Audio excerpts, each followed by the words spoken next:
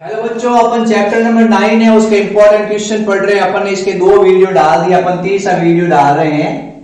आप लोग एक टेलीग्राम चैनल बना रखा है, उसमें आप लोग जुड़ जाइए और रोज 8:30 बजे रात को टेस्ट दीजिए। और आपको इंपॉर्टेंट क्वेश्चन की पीडीएफ चाहिए तो आप लोग मेरे टेलीग्राम चैनल से जुड़कर पीडीएफ भी प्राप्त कर सकते हैं। मेरे व्हाट्सएप नंबर पर मैसेज करके भी पीडीएफ प्राप्त कर सकते हैं। मैं सारे इंपॉर्टेंट क्वेश्चन की आपको पीडीएफ भी भेज दूंगा।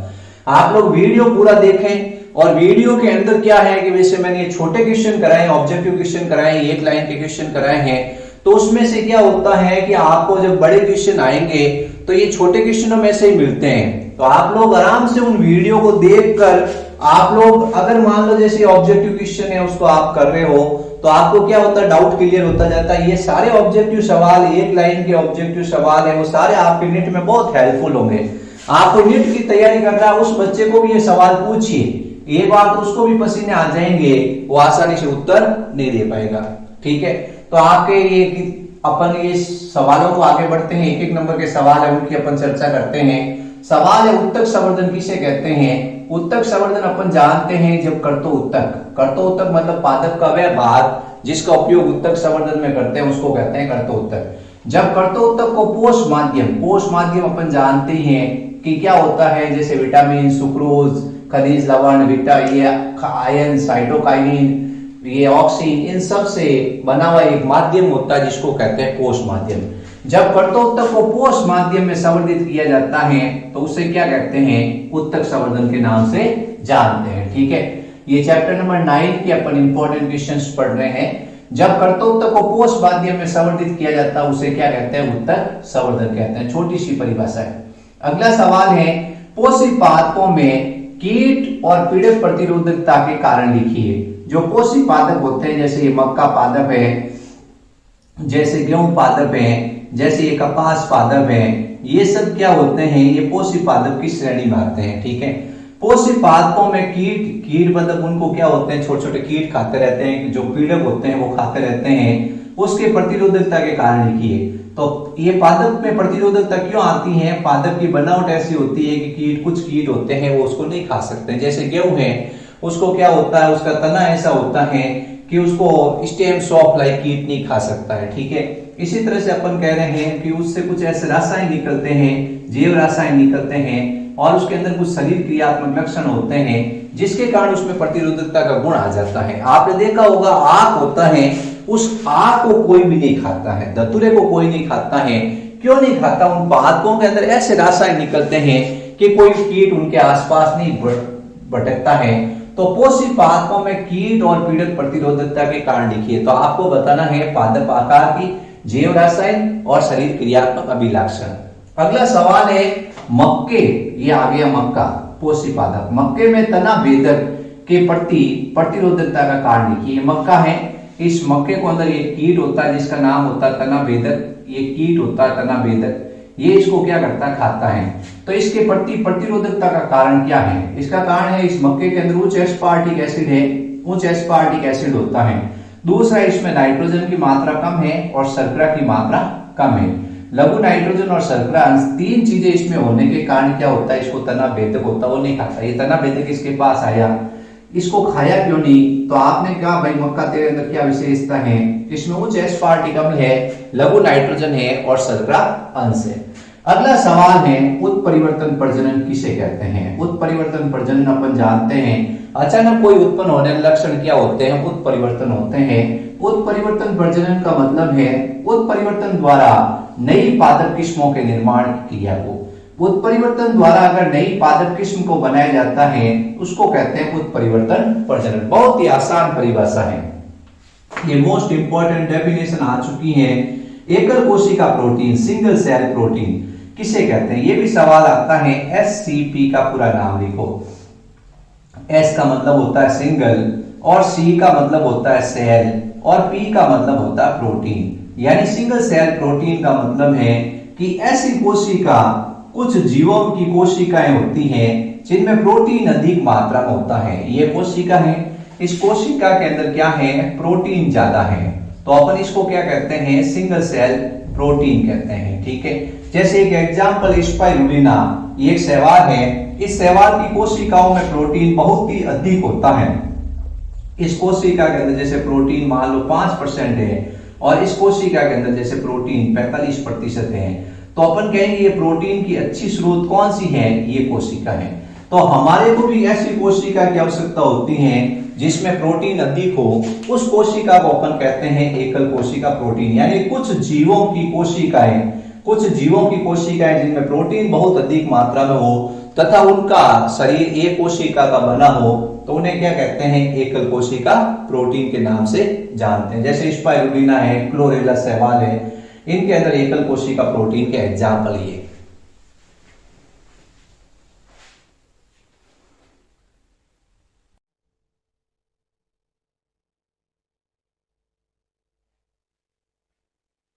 बच्चों अपन ने 5 क्वेश्चन और लिखे हैं। क्वेश्चन बहुत ही आसान है, इंपॉर्टेंट क्वेश्चन है। अगला सवाल है प्रतिरोधक जीन के स्रोत, यानी कि पादप होता है उसको प्रतिरोधक जीन चाहिए। अब हर कोई वैज्ञानिक यही ढूंढता है कि उसको प्रतिरोधक जीन मिल जाए, वो पादप के अंदर डाल दे, पादप में रोगरोधी गुण आ जाए। तो प्रतिरोधक जीन अपन को कहां से मिलेंगे, ये अपन को पता है। प्रतिरोधक जीन कहां मिलते हैं, एक तो जंगली जातियों में, जो पादप है जैसे मटर है उसकी जंगली जाति है, या मान लो गेहूं है उसकी जंगली जाति है, या भिंडी है उसकी जंगली जाति है। तो जंगली जातियों में क्या होता है कि प्रतिरोधक जीन अधिक होते हैं, ठीक है। दूसरी विशेषता होती है कुछ कृषक किस्में बनाते हैं, जो कृषकों के पास में जो किस्में होती है उसमें भी प्रतिरोधक जीन होते हैं। और तीसरा जनन दर संरक्षण, ये जनन दर संग्रहण होता है। कुछ के बैंक होते हैं जिनको अपन कहते हैं पराग बैंक, बीज बैंक, वहां पे भी क्या होते हैं, जनन दरों का संग्रहण पाया जाता है, वहां पर आपको प्रतिरोधक जीन मिल जाएंगे। तो प्रतिरोधक जीन क्यों चाहिए, ताकि पादप रोगरोधी क्षमता विकसित हो जाए, पादप को रोग नहीं हो। तो स्रोत बताइए, तो आपको एक तो जनन दर संग्रहण यानी जीन बैंक होता है, बीज बैंक होता है, पराग बैंक होता है, वहां मिलेंगे। दूसरा कुछ कृषक किस्में हैं, और तीसरी क्या होती है, जंगली जातियां। तीनों जगह से आपको क्या मिल सकते हैं, प्रतिरोधक जीन मिल सकते हैं। अब अगला सवाल, उत्परिवर्तन किसे कहते हैं। उत्परिवर्तन मतलब अचानक उत्पन्न होने वाले लक्षण जो कि वंशानुगत होते हैं, उन्हें उत्परिवर्तन कहते हैं। यानी जीन के भीतर जो आधार अनुक्रम है उसमें परिवर्तन होता है, जिसके कारण अनुवांशिक विभिन्नताएं उत्पन्न हो जाती हैं, उन्हें उत्परिवर्तन कहते हैं, ठीक है। तो यानी नए लक्षण विकसित होंगे, क्या होंगे, नए लक्षण विशेषांक विकसित होंगे, उसे कहते हैं उत्परिवर्तन। उत्परिवर्तन का मतलब है कि जीन के भीतर जो आधार अनुक्रम है यानी उसका अनुवांशिक संगठन है उसमें परिवर्तन होगा, और जिसके कारण अनुवांशिक विभिन्नताएं उत्पन्न हो जाती है, उन्हें उत्परिवर्तन कहते हैं। उत्परिवर्तन से सदैव नए लक्षण उत्पन्न होते हैं, ये चीज ध्यान रखनी है आपको। फिर अगला सवाल है, रोग प्रतिरोधकता के लिए प्रजनन की पारंपरिक तकनीक है। यानी कि अपन क्या करते हैं, पादप को क्या करते हैं, रोग प्रतिरोधक बढ़ाना है, तो कौन सी प्रजनन की पारंपरिक तकनीक अपनाते हैं। तो प्रजनन की एक पारंपरिक तकनीक है संकरण और चयन, ये हर जगह काम में ली जाती है। संकरण और चयन होता है, संकरण में क्या करते हैं, जो सांप की किस्म है, जो नस्ल है, उस नस्ल को क्या करते हैं, जंगली जाति के साथ संकरण कराते हैं। और जंगली जाति की जात जैसे ही साथ इसको संकरण कराया जाता है तो इसके अंदर क्या होता है, रोग प्रतिरोधकता का गुण आ जाता है, फिर आप इसका चयन कर लेते हो। तो दो मेथड अपनाते हैं, एक तो सबसे पहले संकरण कराते हैं, फिर चयन कराते हैं। हरित क्रांति किसे कहते हैं, ये बोर्ड में कई बार आया हुआ क्वेश्चन है। हरित क्रांति मतलब क्या होता है कि अपन ऐसी किस्में अपनाते हैं, जैसे सोनालिका है, जया है, रत्ना है, कल्याण सोना है, ये धान की कुछ अर्धवामन किस्में हैं और गेहूं की कुछ किस्में हैं। इन किस्मों की सहायता से क्या होता है, उत्पादन बढ़ाया जाता है। यानी अपन ऐसी पादप किस्मों का उपयोग करते हैं जिसकी सहायता से उत्पादन बहुत अधिक हो जाता है। बच्चों पहले भारत क्या था, भारत विदेश से गेहूं और चावल मंगाता था, विदेश से पर निर्भर था। यानी भारत है उसको अनाज की पूर्ति कहां से होती थी, विदेश से। लेकिन एम.एस. स्वामीनाथन नामक वैज्ञानिक थे, इन्होंने क्या किया था कि गेहूं की जो सोनालिका है और इसी प्रकार से आपको बताना कल्याण सोना है, इन किस्मों को भारत में लेके आए। इसके अलावा जया और रत्ना को भारत में लेके आए, धान की किस्मों को, जिसके कारण भारत के अंदर धान इतना ज्यादा हो गया, चावल इतना ज्यादा हो गया, भारत आत्मनिर्भर हो गया और विदेशों को भी वो सप्लाई करना शुरू कर दिया। तो इस तरह से अपन कहते हैं हरित क्रांति का मतलब है उच्च उत्पादन वाली पादप किस्मों का उपयोग करके उत्पादन में वृद्धि करना, ठीक है। अगला सवाल है, पादप प्रजनन के उद्देश्य लिखो। मोस्ट इंपॉर्टेंट क्वेश्चन है ये सवाल, एग्जाम के नजरिए से सबसे इंपॉर्टेंट है। कि पादप प्रजनन के उद्देश्य पूछे जाते हैं। सबसे पहले उच्च उत्पादन करना। आप खेती कर रहे हो तो आपका टारगेट क्या होता है? आपका टारगेट होता है कि मेरे पास मेरा जो खेत है उसमें इतनी अनाज उत्पन्न हो, इतना अनाज उत्पन्न हो कि पूरे बोरियां ही बोरियां भर जाए। तो सबसे पहला टारगेट होता है आपका ज्यादा उत्पादन प्राप्त करना। दूसरा है रोग प्रतिरोधक किस्मों का निर्माण करना, यानी आपको कोई स्प्रे नहीं करना पड़े, जीवाणुनाशी, कवकनाशी, विषाणुनाशी, पेस्टिसाइड्स इन किसी का छिड़काव नहीं करना पड़े, ऐसी किस्में बनाना। फिर उसके बाद में पर्यावरण तनाव सहनशीलता, जैसे बारिश नहीं हो तो भी पौधा जीवित रह सके, लवण ज्यादा हो, मरुस्थल ज्यादा हो तो भी उसमें पादप आसानी से जिंदा रह सके, तो पर्यावरण तनाव सहनशीलता बढ़ाना। और पोषण मूल्य बढ़ाना, यानी पादप खाते ही आपको प्रोटीन, विटामिन, कार्बोहाइड्रेट, वसा सब मिल जाए। तो ये सब पादप प्रजनन के उद्देश्य हैं। यानी आपसे पूछा पादप प्रजनन के उद्देश्य बताओ, तो आपने कहा उत्पादन बढ़ाया जाता है, रोग प्रतिरोधक किस्मों का निर्माण किया जाता है, पर्यावरण तनाव सहनशीलता बढ़ानी है और पोषण मूल्य बढ़ाना है।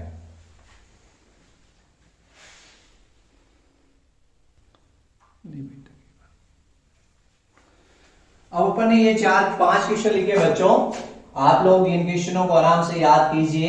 जननद्रव्य किसे कहते हैं? जननद्रव्य यानी जर्म प्लाज्म किसे कहते हैं? तो जननद्रव्य का मतलब होता है कोशिका के अंदर क्या होते हैं, जो अगुणित गुणसूत्र का समुच्चय होता है। किसी भी कोशिका में अगुणित गुणसूत्र का समुच्चय है, यानी किसी कोशिका में उपस्थित कुल जीनों की संख्या। एक जीव है, इस जीव में पाए जाने वाले कुल जीनों की संख्या, जीव होता है उस जीव में पाए जाने वाले कुल जीनों की संख्या उसका जननद्रव्य कहलाता है। ठीक है, एक मान लो आपने देखा कोई पादप है, उसमें कितने जीन पाए जाते हैं। ठीक है, या अपन कह सकते हैं अगुणित गुणसूत्र का जो समुच्चय होता है उसके ऊपर जितने जीन पाए जाते हैं उन जीनों की संख्या को क्या कहते हैं? जननद्रव्य कहते हैं। और इस जननद्रव्य संग्रहण भी आ सकता है। जननद्रव्य संग्रहण किसे कहते हैं? ठीक है, आपकी बुक के अंदर परिभाषा दे रखी है जननद्रव्य संग्रहण।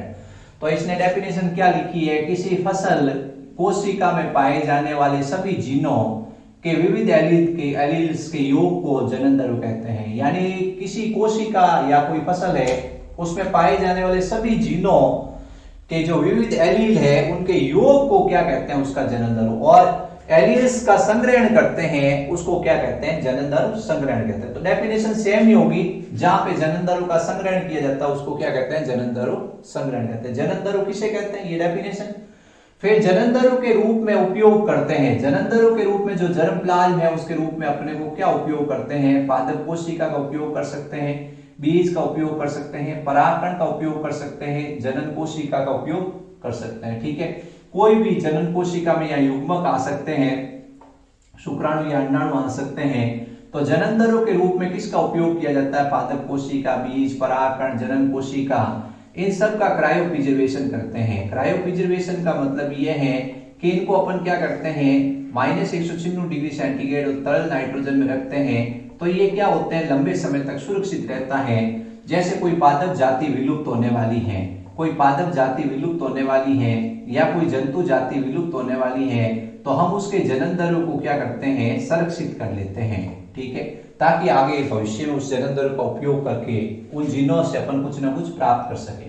अगला सवाल, मधुमक्खी पालन या मौन पालन। मधुमक्खी पालन या मौन पालन से प्राप्त होता है। बहुत ही आसान सवाल है। मधुमक्खी पालन या मौन पालन से शहद प्राप्त होता है, मोम प्राप्त होता है।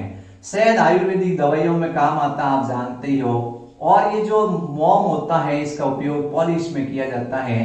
पॉलिश में इसका बहुत ज्यादा उपयोग किया जाता है मोम का।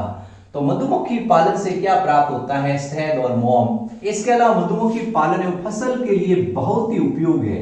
यानी जो फसल होती है, अगर फसल के पास में आप मधुमक्खी पालन करो तो आप देखोगे आपका उत्पादन बढ़ जाएगा, क्योंकि मधुमक्खी क्या करती हैं? परागण की क्रिया करती हैं, जिसके कारण क्या होता है? ज्यादा से ज्यादा बीज बनते हैं और फसल उत्पादन बढ़ता है।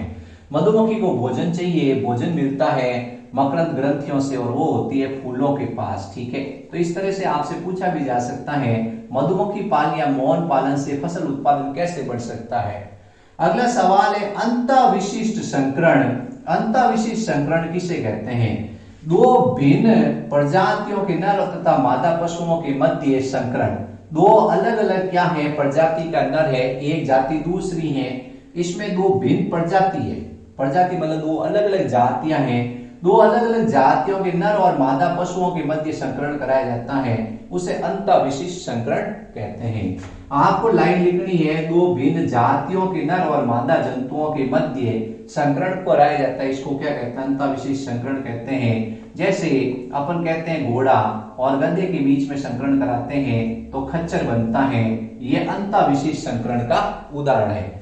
अगला सवाल है, मधुमक्खी पालन के लिए कौन सी जानकारी आवश्यक है। आप मधुमक्खी पालन करना चाहते हो, यानी आप एपीकल्चर करना चाहते हो।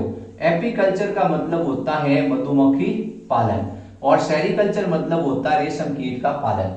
तो मधुमक्खी पालन करना चाहते हो तो आपको क्या जानकारी होनी चाहिए, सबसे पहले तो आपको मधुमक्खी के प्रकृति और स्वभाव के बारे में पता होना चाहिए। फिर दूसरा, आपको मधुमक्खी के छत्तों को रखने के लिए उपयुक्त स्थान पता होना चाहिए।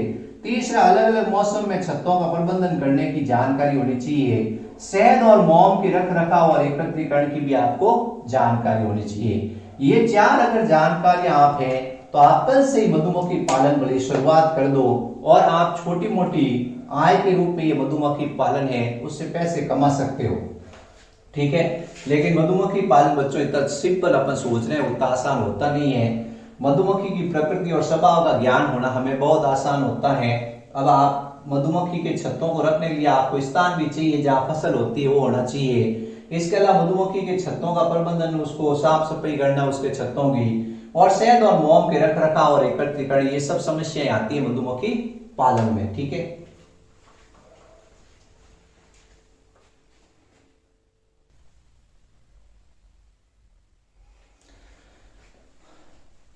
बच्चों अपन चैप्टर नंबर 9 के इंपॉर्टेंट क्वेश्चन है वो आज नेक्स्ट क्वेश्चन कर रहे हैं। आप लोग जो ये चैप्टर है, ये 9 चैप्टर है, इसके मैंने 45-46 ऑब्जेक्टिव सवाल और ये छोटे छोटे सवाल डाल दिए हैं।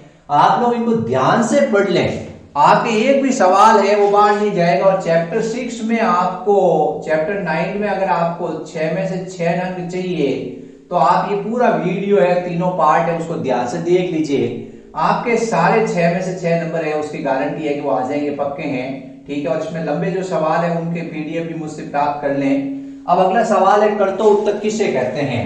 कर्तव्य उत्तक किसे कहते हैं, यानी पादप का कोई भाग जिसका उपयोग उत्तक संवर्धन में किया जाता है उसे कर्तव्य उत्तक कहते हैं। पादप का काटा गया भाग जिसका उपयोग अपन उत्तक संवर्धन में करते हैं उसको कर्तव्य उत्तक कहते हैं। जैसे जड़ है वो कर्तव्य उत्तक है, तना है जो कर्तव्य उत्तक है, पुष्प की कोई कोशिका है वो कर्तव्य उत्तक है, या विभज्योति की कोशिका वो कर्तव्य उत्तक है। पादप का कोई भी भाग जिसका उपयोग अपन उत्तक संवर्धन में करते हैं उसको क्या कहते हैं, कर्तव्य उत्तक। नाम से पता चल गया, कर्तव्य मतलब काटा गया उत्तक जिसका उपयोग उत्तक संवर्धन में किया जाता है। अगला सवाल है पूर्ण सख्तता। पूर्ण सख्तता किसे कहते हैं, पादप की कोई कोशिका जिसमें पूरा पादप बनाने की क्षमता हो।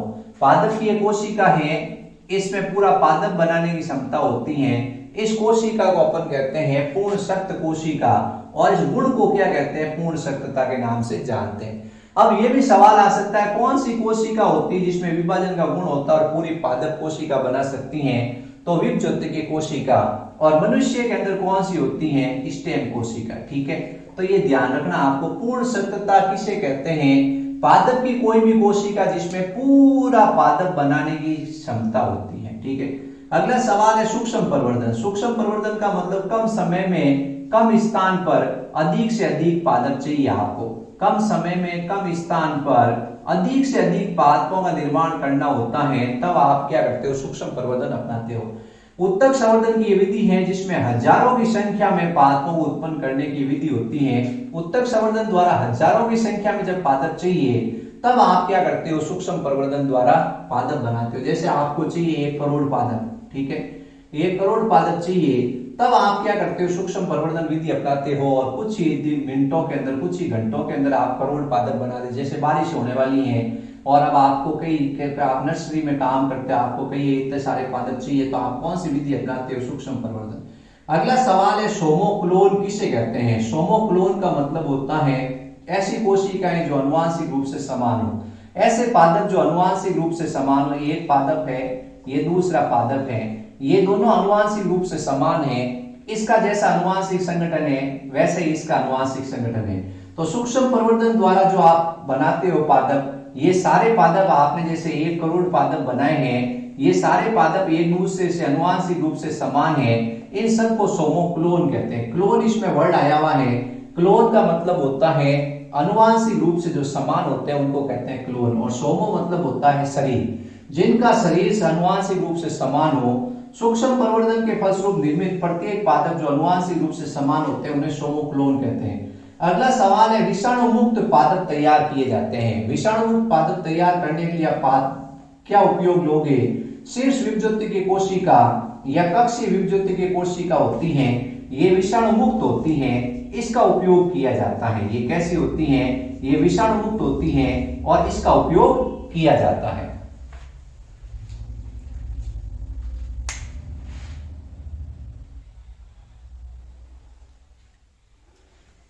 बच्चों अपन ने ये क्वेश्चन लिखे हैं, इस बार 6 क्वेश्चन है। डेयरी फार्म प्रबंधन का क्या महत्व है? आपके आसपास डेयरी फार्म होता है, आपने सबने डेयरी का दूध आप लेते ही हो, आपके आसपास कोई डेयरी खुली होगी जहाँ गाय भैंसे रखते हैं, तो उनका क्या महत्व है? तो उनसे दूध प्राप्त होता है, डेयरी फार्म प्रबंधन से घी प्राप्त होता है, पनीर प्राप्त होता है, मक्खन प्राप्त होता है, दही प्राप्त होता है। ये सब क्या से प्राप्त होता है? हमें डेयरी से प्राप्त होता है। ठीक है, अगला सवाल है, कुक्कुट फार्म प्रबंधन के लिए कौन कौन से जंतुओं का पालन किया जाता है? ठीक है, तो ये अपने क्या है, कुक्कुट फार्म प्रबंधन है, उसके लिए